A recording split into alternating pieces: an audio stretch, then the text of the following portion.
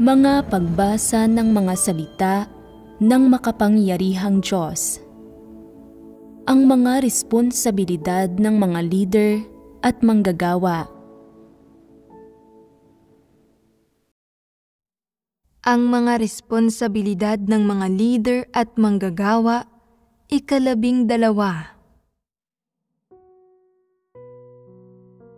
Ang mga responsibilidad ng mga leader at manggagawa, kaugnay sa pangangalaga sa mga handog.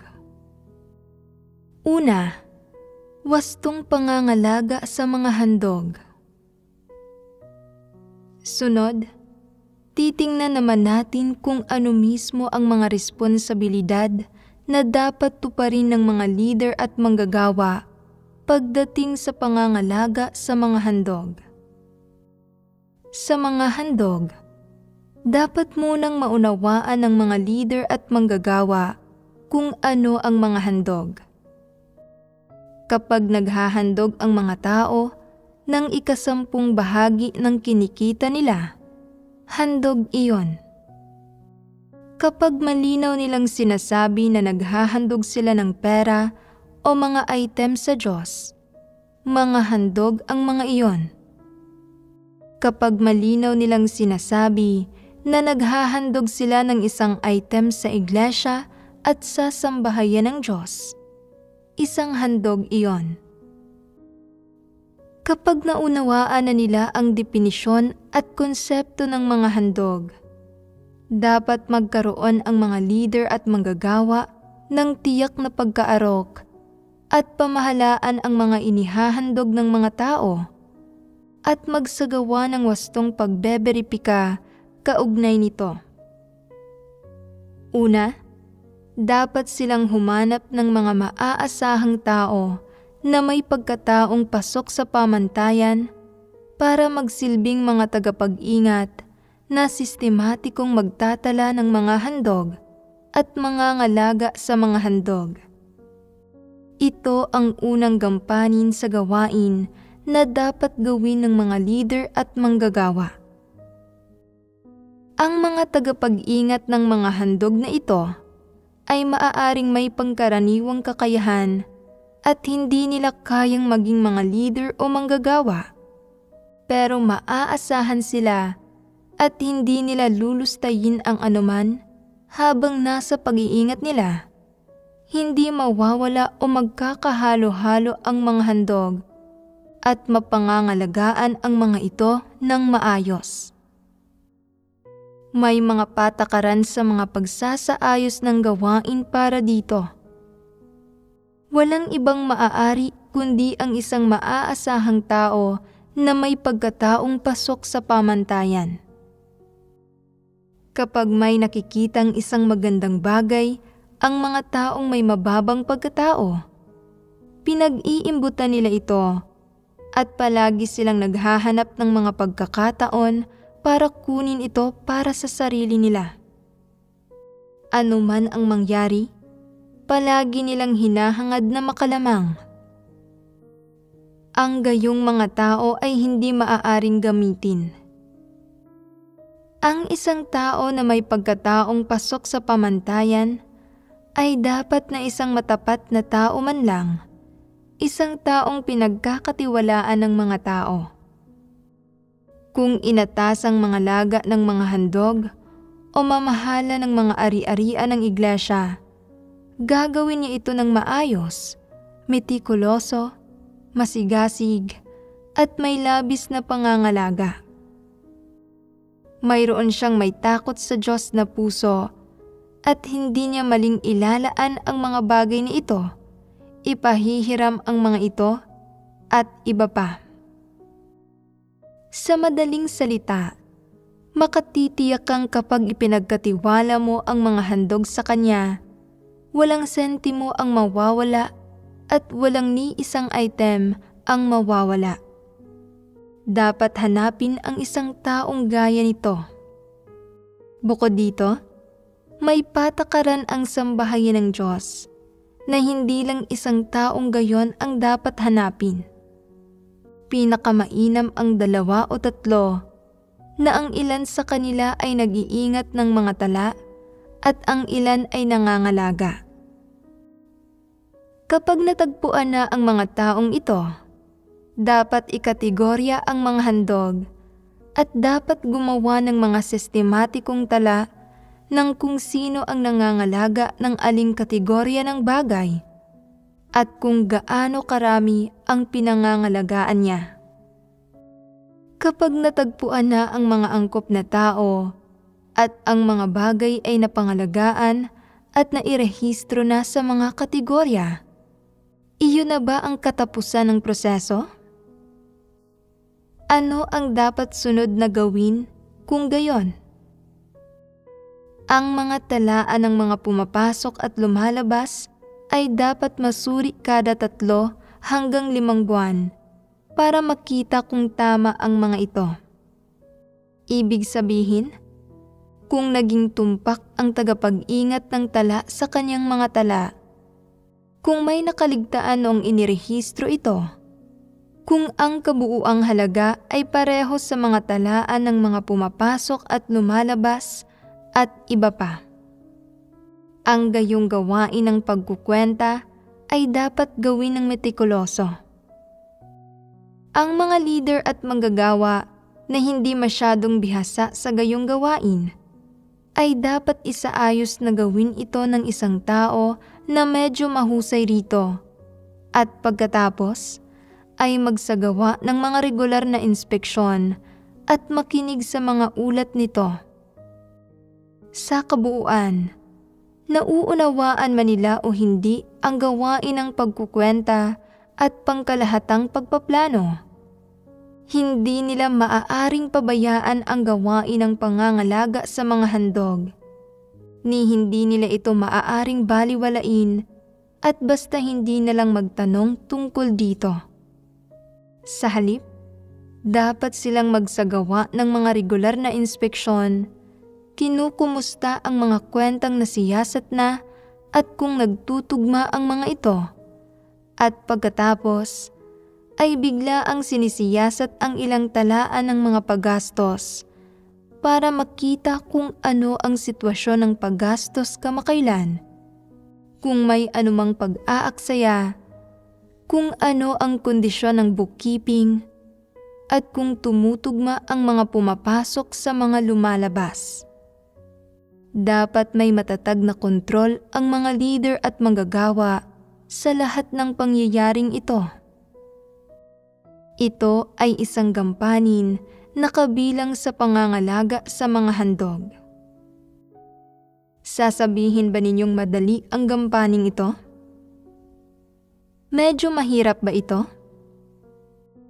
Sinasabi ng ilang leader at manggagawa, "Ayaw ko sa mga numero. Sumasakit ang ulo ko kapag nakikita ko ang mga ito."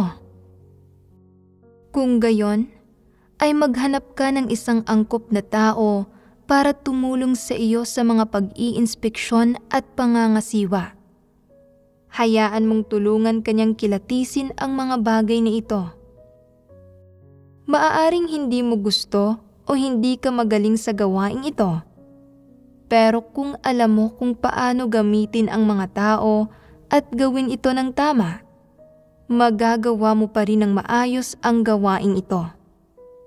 Gumamit ka ng mga angkop na tao para gawin ito at maaaring makinig ka na lang sa mga ulat nila. Maaari din iyon. Sundin mo ang prinsipyong ito. Regular na suriin at itugma ang lahat ng pinangangalagaang ari-arian kasama ng taong namamahala sa gawaing iyon at pagkatapos ay magtanong ng ilang katanungan tungkol sa mahahalagang paggastos. Maisa sa katuparan mo ba ito? Bakit dapat gawin ng mga leader at manggagawa ang gawaing ito? Dahil ito ay pangangalaga sa mga handog, responsibilidad mo ito. Ang mga inihahandog ng mga tao sa Diyos ay para tamasahin ng Diyos. Pero ginagamit ba niya ang mga ito? May gamit ba ang Diyos sa perang ito at mga item na ito? Hindi ba nakaukol ang mga handog na ito sa Diyos para gamitin sa pagpapalaganap ng gawain ng Ebanghelyo? Hindi ba't ang mga ito ay para sa lahat ng gastusin ng gawain ng sambahayan ng Diyos? Dahil nauugnay ang mga ito sa gawain ng sambahayan ng Diyos, ang pamamahala at paggastos ng mga handog ay parehong may kinalaman sa mga responsibilidad ng mga leader at manggagawa. Sino man ang naghandog ng perang ito, o saan man nanggaling ang mga item na ito, basta't pag-aari ang mga ito ng sambahayan ng Diyos, dapat mong pamahalaan ang mga ito ng maayos at dapat mong subaybayan ang gawaing ito, inspeksyonin ito at alalahanin ang tungkol dito. Kung ang mga inihandog para sa Diyos ay hindi magamit ng maayos para ipalaganap ang gawain ng Ebanghelyo ng Diyos, kundi sa halip ay walang habas na winawaldas at inaaksaya ang mga ito, o kinakamkam pa nga o inaangkin ng masasamang tao, naaangkop ba iyon? Hindi ba't iyon ay isang pagpapabaya sa responsibilidad sa bahagi ng mga leader at manggagawa? Isa itong pagpapabaya sa responsibilidad sa bahagi nila. Kaya, dapat gawin ng mga leader at manggagawa ang gawaing ito.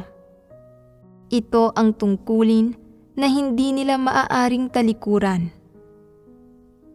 Ang maayos na pamamahala ng mga handog para magamit ang mga ito ng tama sa pagpapalaganap ng gawain ng Ebanghelyo at sa anumang gawaing may kaugnayan sa pamamahala ng Diyos, ay responsibilidad ng mga leader at manggagawa at hindi ito dapat kaligtaan. Maingat na nagsisikap ang mga kapatid na makaipon ng kaunting pera para ihandog sa Diyos. Ipagpalagay na dahil sa pagiging pabaya at walang ingat ng mga leader at manggagawa sa mga tungkulin nila, ang perang ito ay napasakamay ng masasamang tao. Lahat ito ay walang ingat na winaldas at inaksaya ng masasamang tao o kinamkam pa nga ng mga ito.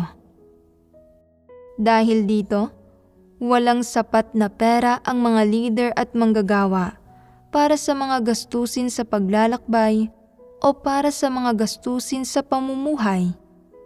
At ni wala ring sapat na pera kapag oras na para mag-imprinta ng mga aklat ng mga salita ng Diyos o para bumili ng mga kinakailangang kagamitan at kasangkapan. Hindi ba't inaantala nito ang gawain? Kapag ang perang inihandog ng mga kapatid ay napasakamay ng masasamang tao sa halip na magamit ng wasto, at kailangang gumastos ng pera para sa gawain ng sambahayan ng Diyos, pero hindi sapat ang pera. Hindi ba't nahadlangan na ang gawain kung gayon? Hindi ba't nabigo ang mga leader at manggagawa na tuparin ang responsibilidad nila? Dahil nabigo ang mga leader at manggagawa na tuparin ang responsibilidad nila, at hindi napamahalaan ng mahusay ang mga handog, at hindi sila naging mabubuting katiwala o hindi nila inilagay ang puso nila sa pagtupad ng responsibilidad nila kaugnay sa gawaing ito, nagkaroon ng mga kawalan sa mga handog at naparalisa o natigil ng ilang panahon ang ilang gawain ng iglesia. Hindi ba't may malaking pananagutan ang mga leader at manggagawa rito? Ito ay kasamaan. Maaaring hindi mo kinamkam, winaldas, o inaksaya ang mga handog na ito, at maaaring hindi mo ibinulsa ang mga ito. Pero nangyari ang sitwasyong ito dahil sa iyong kapabayaan at pagwawalang bahala sa responsibilidad. Hindi ba't dapat mong pasanin ang pananagutan para dito? Ito ay isang napakalaking pananagutan na dapat pasanin. Ikalawa, pagsusuri sa mga account. Sa gawain nila, bukod sa maayos na pagpapatupad ng iba't ibang pagsasaayos ng gawain at kakayahang makipagbahaginan sa katotohanan para malutas ang mga problema, dapat pangalagaan ng mabuti ng mga leader at manggagawa ang mga handog. Dapat silang maghanap ng mga angkop na tao ayon sa mga hinihingi ng sambahayan ng Diyos para isagawa ang sistematikong pamamahala ng mga handog, at paminsan-minsan dapat nilang suriin ang mga account. Tinatanong ng ilan, paano ko masusuri ang mga ito kung hindi ito pinahihintulutan ng mga pangyayari? Hindi ito pinahihintulutan ng mga pangyayari. Dahilan ba ito para hindi suriin ang mga account? Masusuri mo ang mga ito kahit na hindi ito pinahihintulutan ng mga pangyayari. Kung hindi ka mismo makapupunta, dapat kang magpadala ng maaasahan at angkop na tao para mga siwa, at tingnan kung pinangangalagaan ng tagapag-ingat ang mga handog sa angkop na paraan. Kung may anumang mga di pagkakatugma sa mga account, kung maaasahan ba ang tagapag-ingat, kung kumusta ang mga kalagayan niya kamakailan, at kung naging negatibo ba siya, kung natakot ba siya nang humarap siya sa mga partikular na sitwasyon, at kung may posibilidad ba ng pagkakanulo. Ipagpalagay na narinig mong kapos sa pera ang pamilya niya. Posible bang maaaring gamitin niya sa maling paraan ang mga handog? Sa pamamagitan ng pagbabahaginan at pagtingin sa sitwasyon, maaaring makita mo na medyo maaasahan ang tagapag-ingat, na alam niyang hindi dapat galawin ang mga handog, at na kahit gaano kakapos sa pera ang pamilya niya, hindi niya ginalaw ang mga handog, at sa pamamagitan ng mahabang panahon ng pagmamasid, maaaring mapatunayan na lubos na maaasahan ang tagapag-ingat. Bukod dito, dapat suriin kung ang kapaligiran sa paligid ng tahanan kung saan itinatago ang mga handog ay mapanganib. Kung may mga kapatid bang naaresto ng malaking pulang dragon doon, kung ang tagapag-ingat ba ng mga handog ay naharap sa anumang panganib, kung ang mga handog ay nakatago ba sa isang angkop na lugar, at kung dapat bang ilipat ang mga ito o hindi. Ang kapaligiran at mga sitwasyon ng mga tahanan ng mga tagapag-ingat ay dapat madalas na inspeksyonin para makagawa ng mga angkop na tugon at plano anumang oras. Habang ginagawa mo ito, dapat ka ring magtanong paminsan-minsan tungkol sa kung aling mga pangkat ang nakakuha ng mga bagong kagamitan kamakailan, at kung paano nila nakuha ang mga kagamitang iyon. Kung binili ang mga iyon, dapat mong itanong kung may nagsuri ba ng mga aplikasyon at nagpahintulot sa mga ito bago binili ang mga ito. Kung binili ba ang mga ito sa mataas na presyo o sa makatwirang presyo sa pamilihan. Kung may hindi kinakailangang pera ba na nagastos at iba pa. Sabihing walang nakitang mga isyu sa mga libro sa pagsusuri at pag-aaral ng mga account, pero natuklasang may ilang tagabili ang madalas na nagwawaldas ng mga handog sa isang maluhong paraan. Gaano man kamahal ang isang bagay, bibilhin nila ito. Bukod pa rito, kapag alam naman nilang magsisale ang isang produkto, nabababa ang presyo nito Hindi sila maghihintay at sa halip ay bibilhin nila ito kaagad at bibilhin nila ang magagandang bagay, ang mamahaling bagay, ang mga pinakabagong modelo. Gumagastos ang mga tagabiling ito ng pera nang walang mga prinsipyo at sa isang maluhong paraan. At ginagastos nila ang mga handog para bumili ng mga bagay para sa sambahayan ng Diyos na parang gumagawa sila ng mga bagay para sa kaaway nila.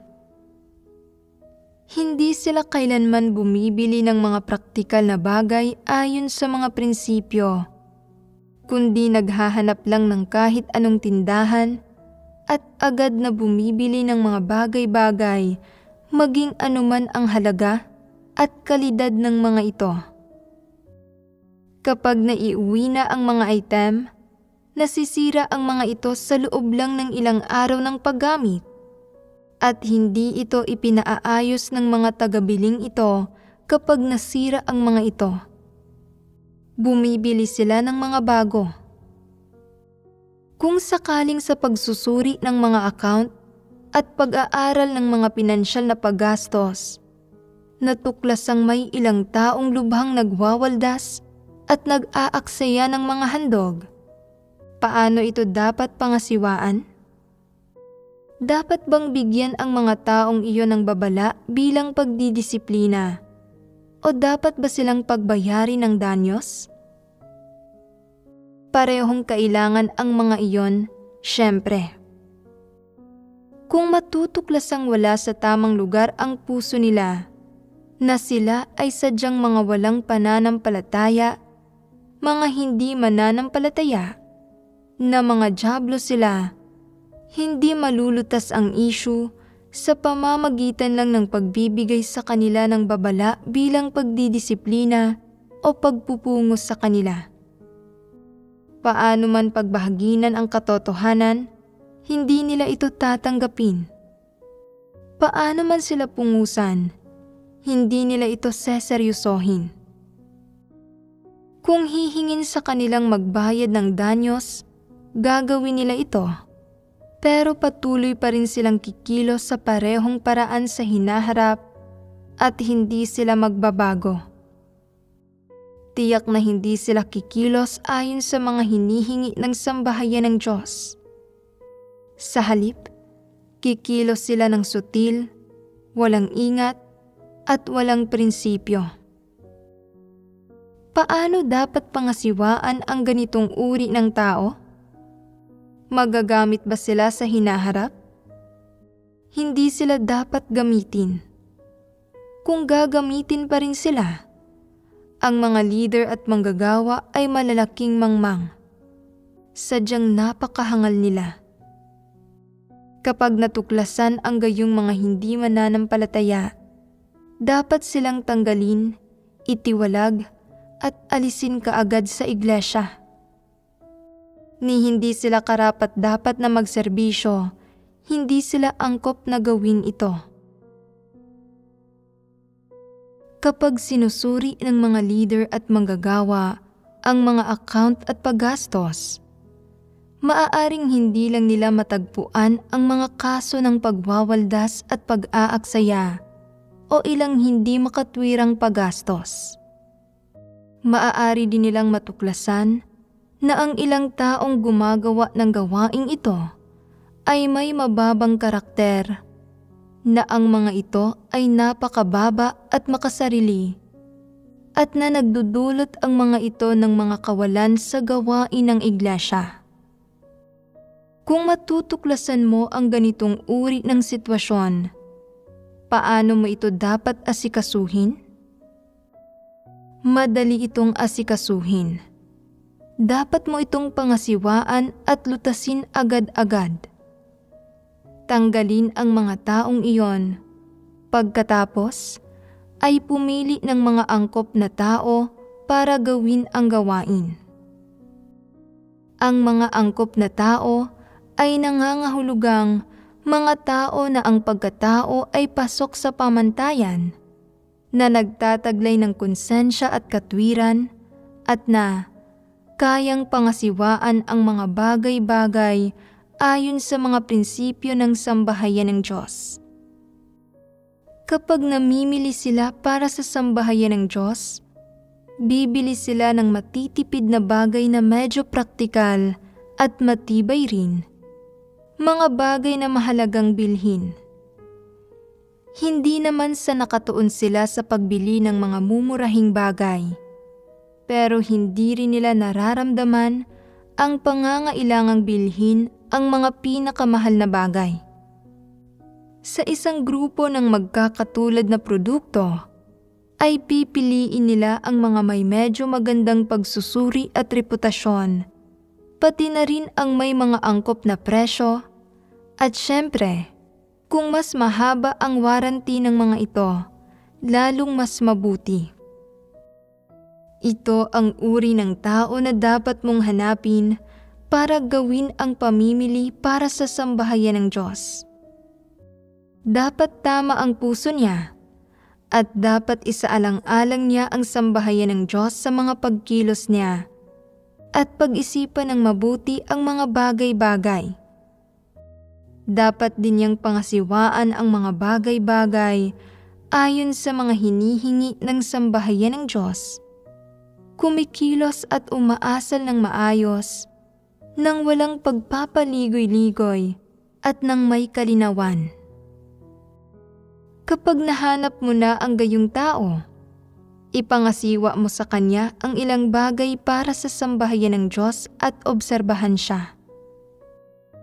Kung tila medyo angkop siya, maaari siyang gamitin.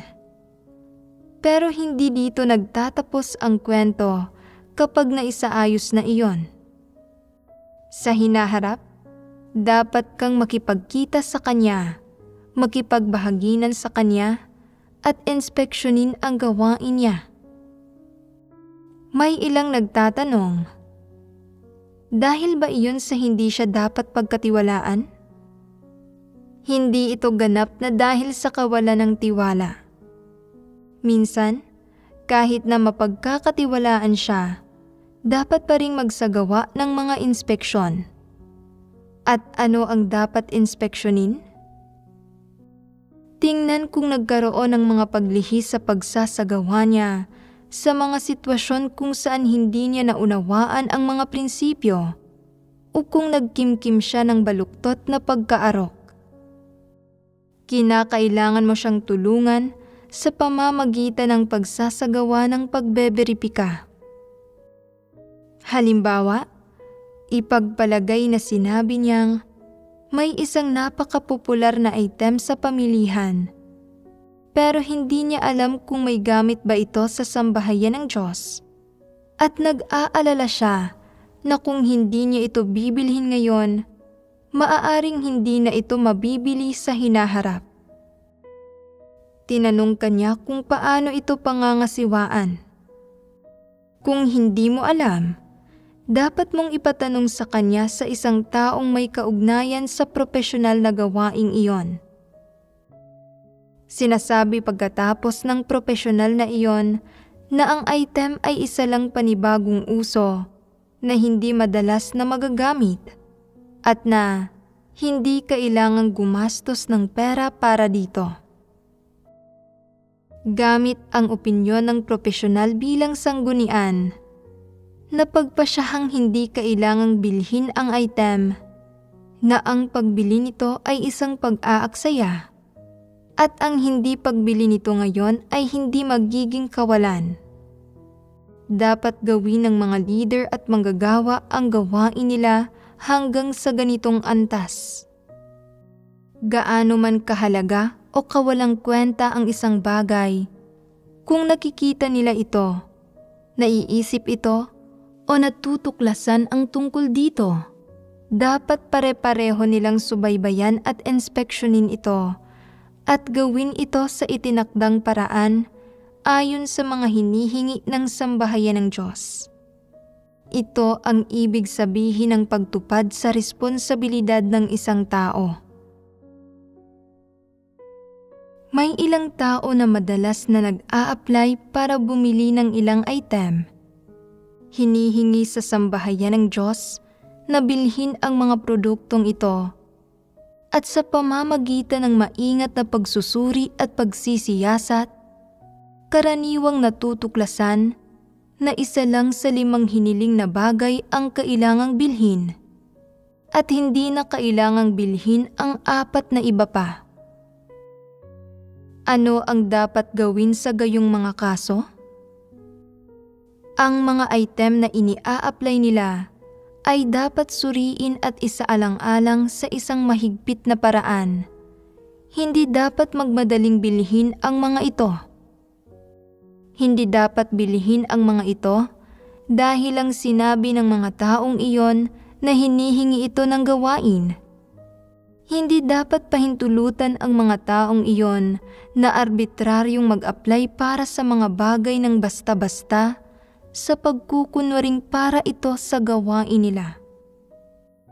Ano man ang gamiting pagkukunwari ng mga taong ito at gaano man ang kanilang pag-aapura, ang mga leader at manggagawa o ang mga taong namamahala sa mga handog ay dapat naganap na may matatag na puso.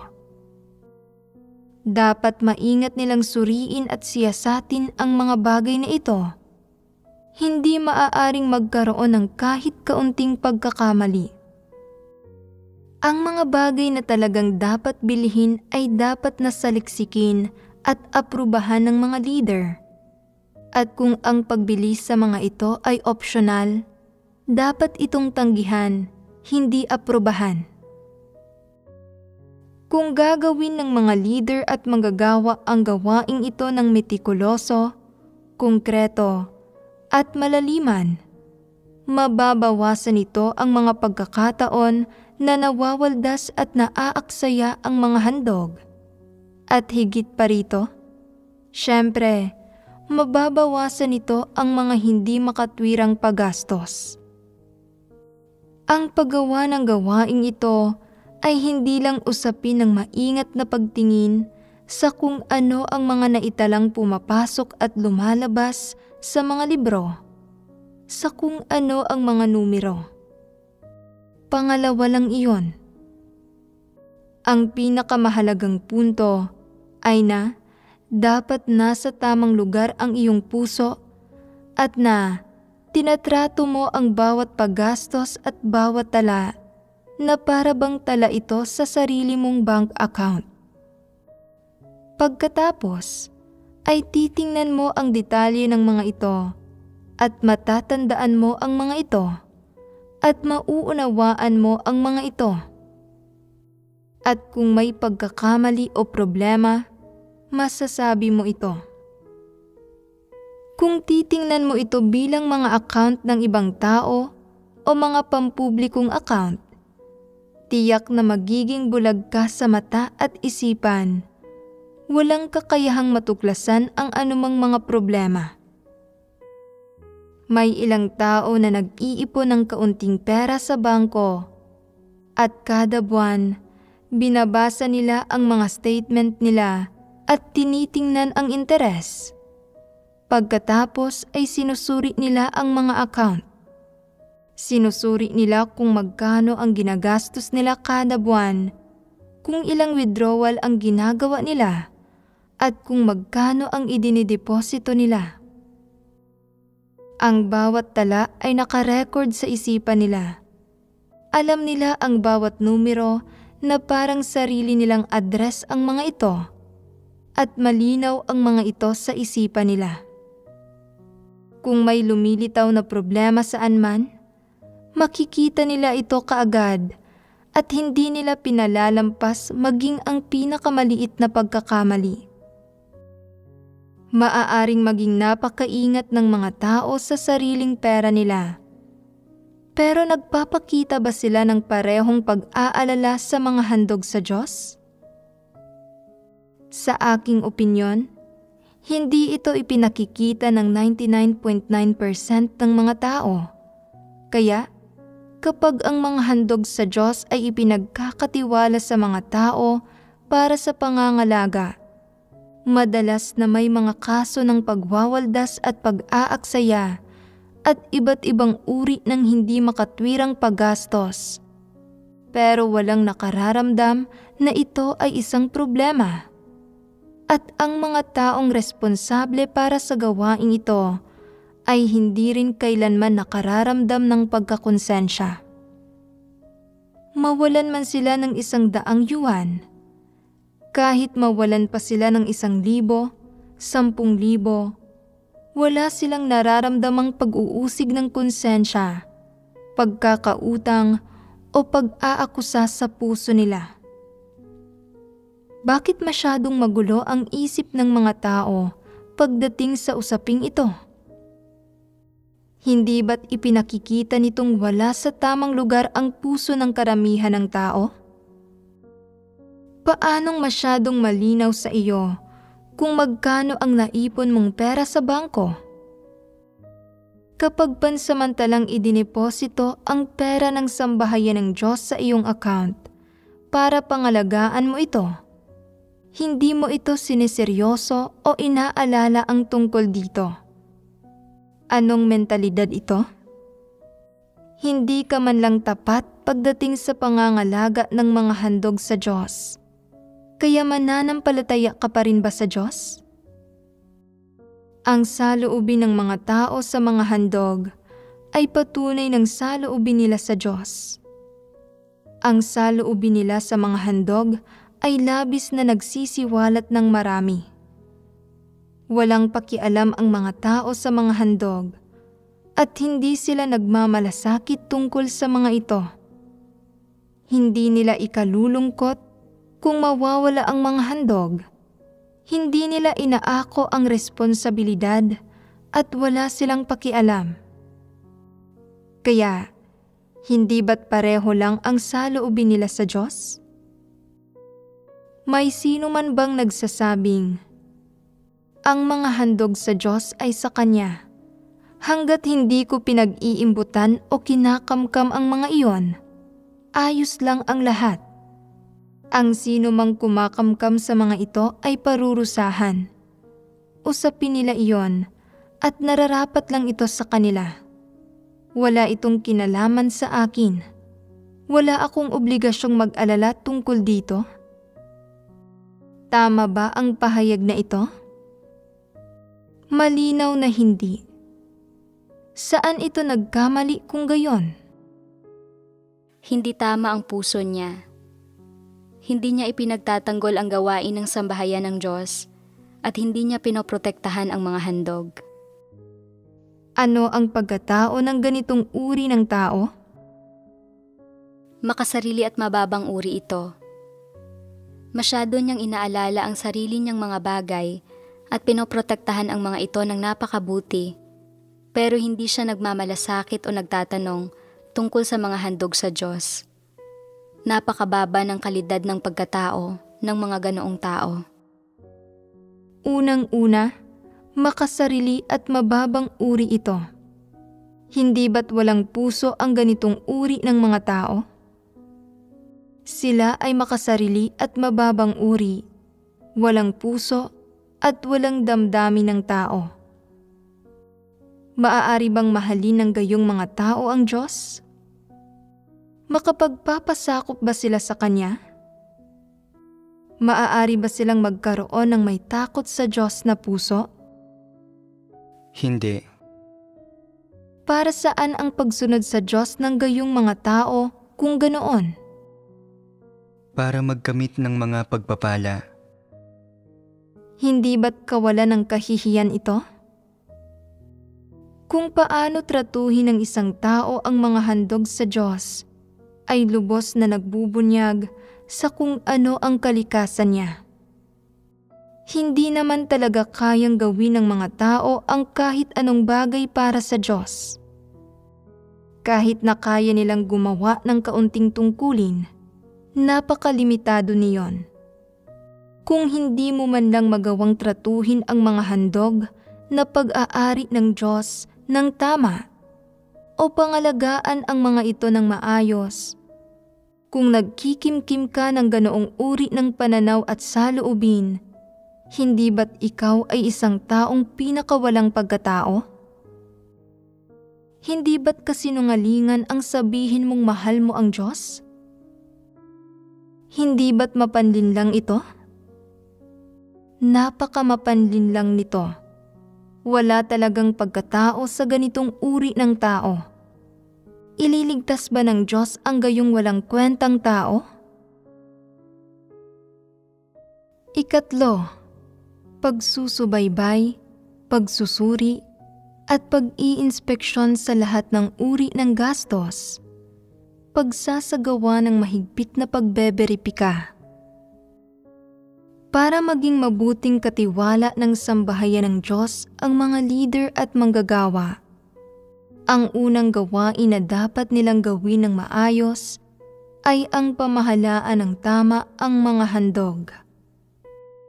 Higit sa tamang pangangalaga sa mga handog, dapat silang magsagawa ng mahigpit na pagbeberipika sa mga paggastos ng mga handog. Ano ang ibig sabihin ng pagsasagawa ng mahigpit na pagbeberipika? Ang pangunahing ibig sabihin nito ay ganap na wakasan ang mga hindi makatwirang paggastos at pagsikapang gawing makatwiran at epektibo ang bawat paggastos ng mga handog, sa halip na nawawaldas at nasasayang ang mga handog. Kung may matutuklasang mga kaso ng pag-aaksaya o pagwawaldas, hindi lang dapat agarang pahintuin ng mga leader at manggagawa ang mga ito, kundi dapat ding papanagutin ang mga ito at tukuyin din ang mga angkop na tao para gawin ang gawain. Dapat alam ng mga leader at manggagawa kung saan eksaktong napupunta ang bawat paggastos at kung para saan ang bawat paggastos sa loob ng saklaw ng pamamahala nila. Dapat nilang suriin ng mahigpit ang mga bagay na ito. Halimbawa, kung kulang sa bentilador ang isang silid, dapat magbigay sila ng mga pamantayan para sa kung sino ang bibili nito, magkano ang gagastusin dito, at anong mga gamit ang pinakaangkop na mayroon ito. Sinasabi ng ilang leader at manggagawa, "Abala kami, wala kaming oras na sumama para bumili nito." Hindi hinihingi sa iyo na ikaw mismo ang pumunta at bumili nito. Dapat kang kumuha ng isang mabuting tao, isang taong may kakayahan para pangasiwaan ang gampaning ito. Huwag kang kumuha ng isang mangmang o masamang tao na ang puso ay nasa maling lugar para bumili nito. Alam ng mga taong may normal na pagkatao na dapat silang bumili ng mga bagay na may mga angkop na pangsyon at angkop na presyo. Walang kwenta ang labis-labis na mga pangsyon at mas mahal ang halaga ng mga ito. Ang mga naghahanap ng kasiyahan na ang mga puso ay wala sa tamang lugar, sa kabaligtaran ay bumibili ng mga hindi praktikal na bagay na may halo-halong iba't ibang uri ng mga pangsyon na mas mahal ang halaga. Dapat magtaglay ng katwiran ang mga tagabili. Dapat nilang maunawaan ang mga prinsipyo. Ang mga biniling item ay dapat na praktikal nang hindi nagkakahalaga ng malaki at ituring na angkop ng lahat. Kung kukuha ka ng isang irresponsableng tao na mahilig gumastos ng walang habas at magwaldas ng pera para gawin ang pagbiling ito, magbabayad lang siya ng mahal para sa pinakamagandang klase ng air conditioner na 10 beses na mas mahal kumpara sa halaga ng pagbili ng isang bentilador. Naniniwala siya na bagaman mas mahal ito, ang mga tao ang dapat na pangunahin nating prioridad. Ang air conditioner na iyon ay hindi lang sumasala ng hangin. Maaari din itong baguhin ang halumigmig at temperatura at mayroon itong iba't ibang timer at setting. Hindi ba't pag-aaksaya iyon? Pag-aaksaya at pagwawaldas ito. Ang taong iyon ay naghahanap ng kasiyahan at gumagastos siya ng pera para sa katuwaan, para magpasikat, hindi para bumili ng mga praktikal na bagay. Nasa maling lugar ang puso ng gayong mga tao.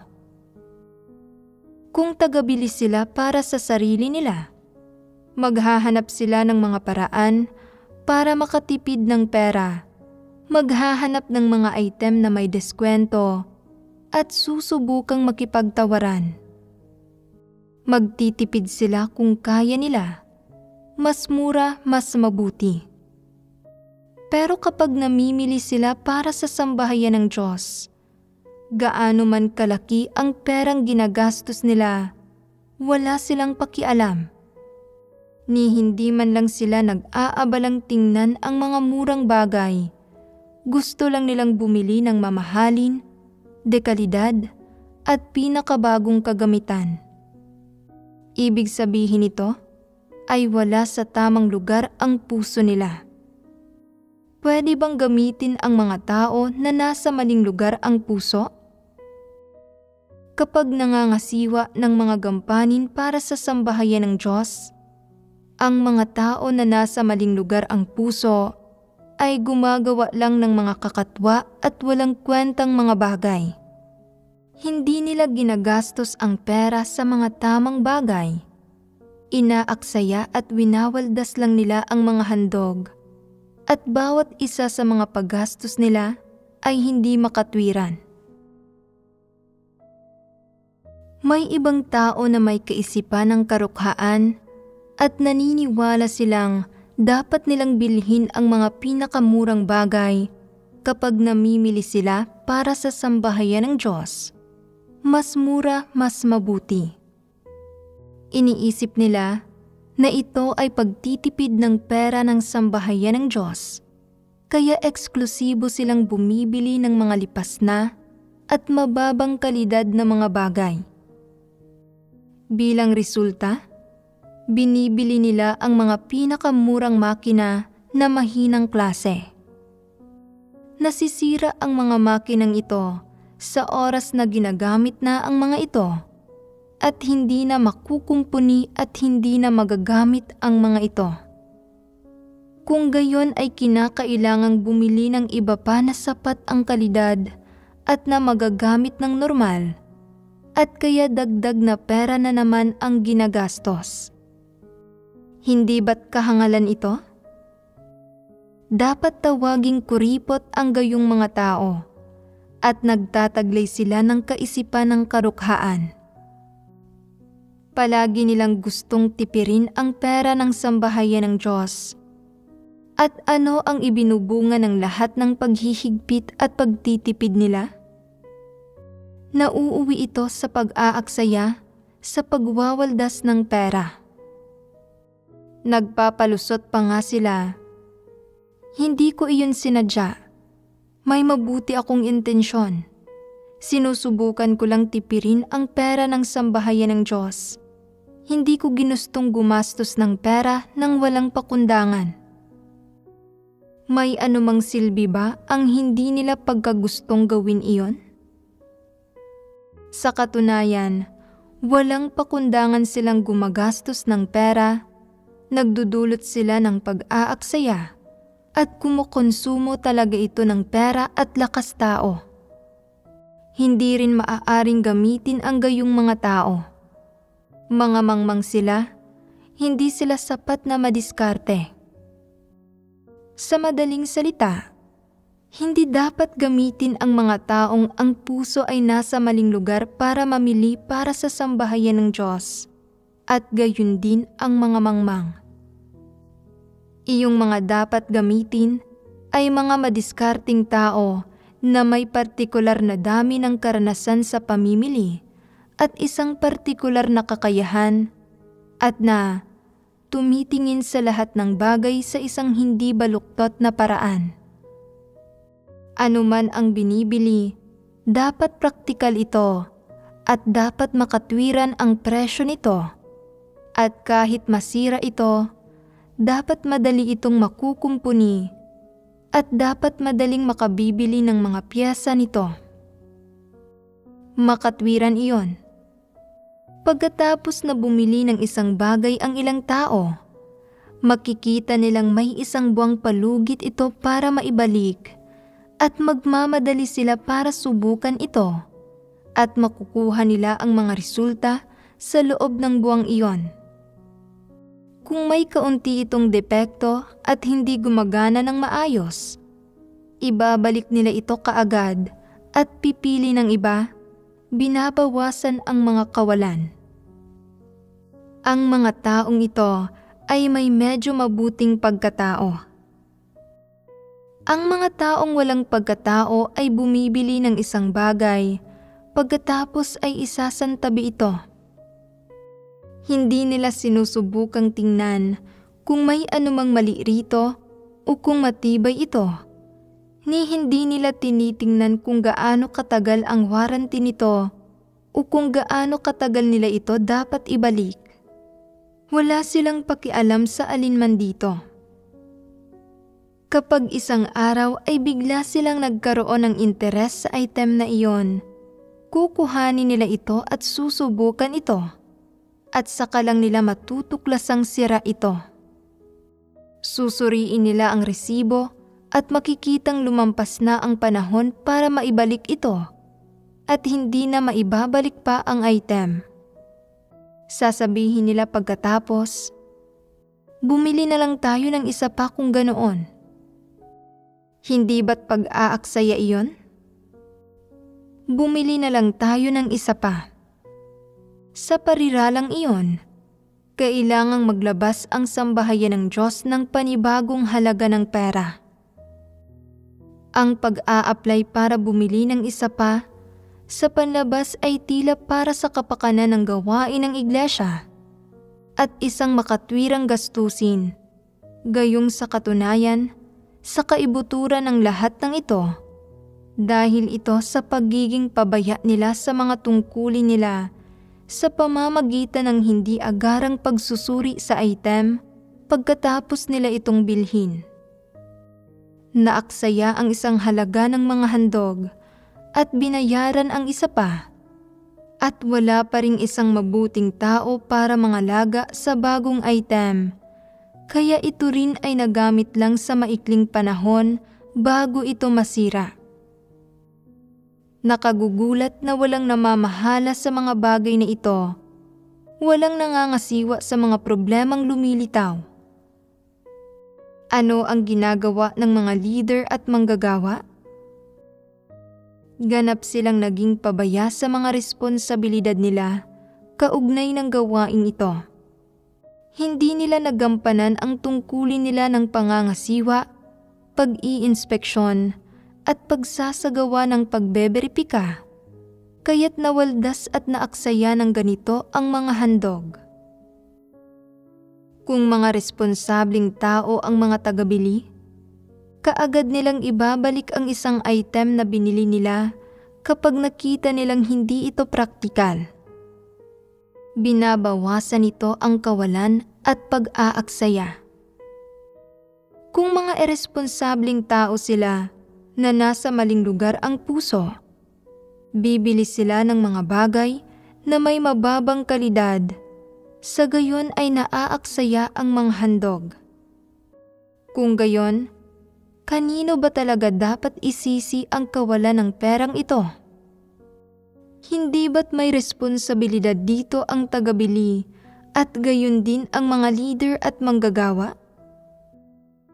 Kung maingat, konkreto, at masusing pinangasiwaan ng mga leader at manggagawa ang usaping ito, hindi ba't natuklasan na dapat ang mga problemang ito?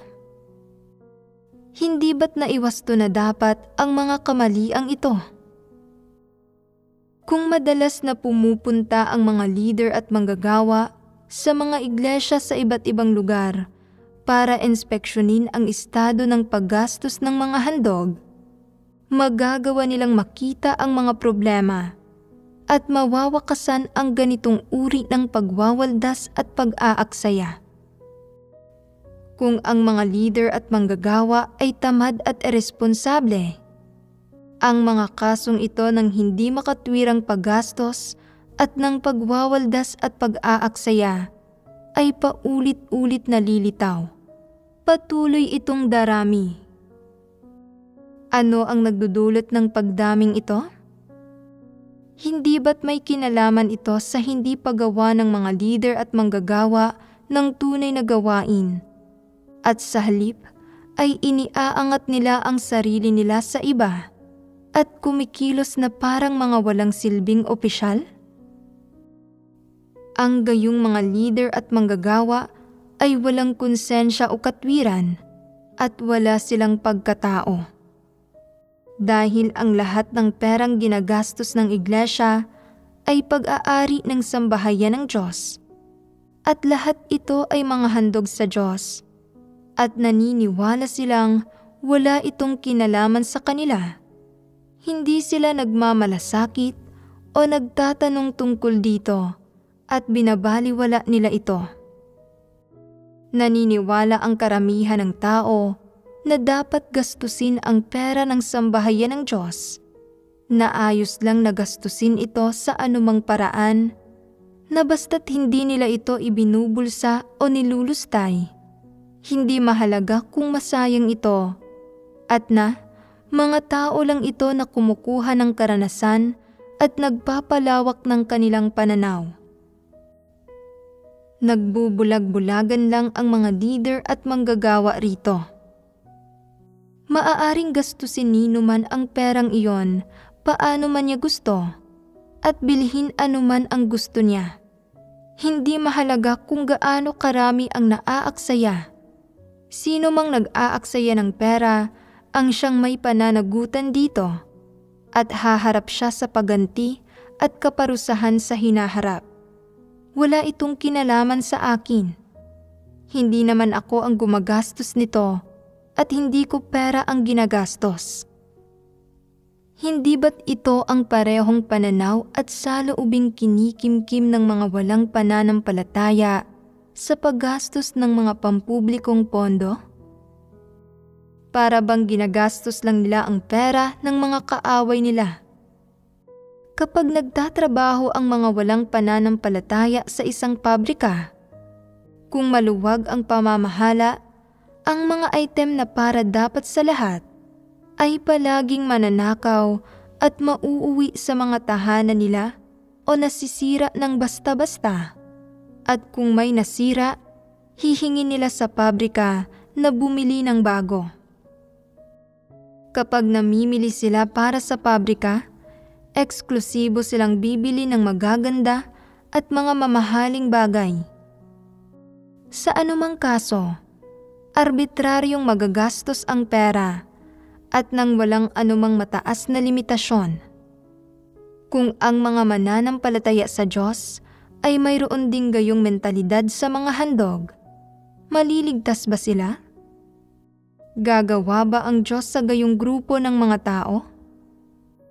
Kung may ganitong saloobin ang mga tao sa mga handog sa Diyos, dapat malaman mo nang hindi ko sinasabi sa iyo kung anong uri ng saloobin mayroon ang Diyos sa mga taong iyon.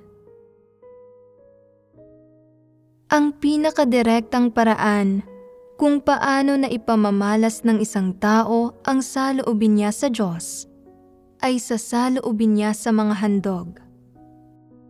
Ano man ang saloobin mo sa mga handog, iyon ang saloobin mo sa Diyos.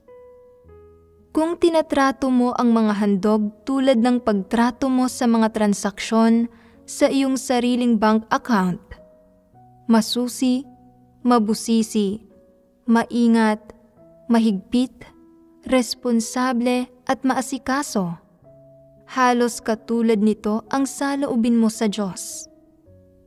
Kung ang saloobin mo sa mga handog ay tulad ng iyong saloobin sa pampublikong ari-arian, sa mga gulay sa palengke, kaswal na bumibili ng kaunti ng anumang kailangan mo at hindi man lang tinitingnan ang anumang gulay na hindi mo gusto, hindi pinapansin ang mga ito saan man nakasalansan ang mga ito.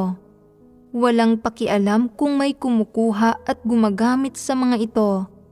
Nagkukunwaring hindi nakikita kapag nahulog ang mga ito sa lupa at may nakatapak dito. Naniniwalang ang lahat ng ito ay walang kinalaman sa iyo. Nagbabadya iyo ng problema para sa iyo. Kung ganoon ang uri ng saloobin na mayroon ka sa mga handog, isa ka bang responsableng tao?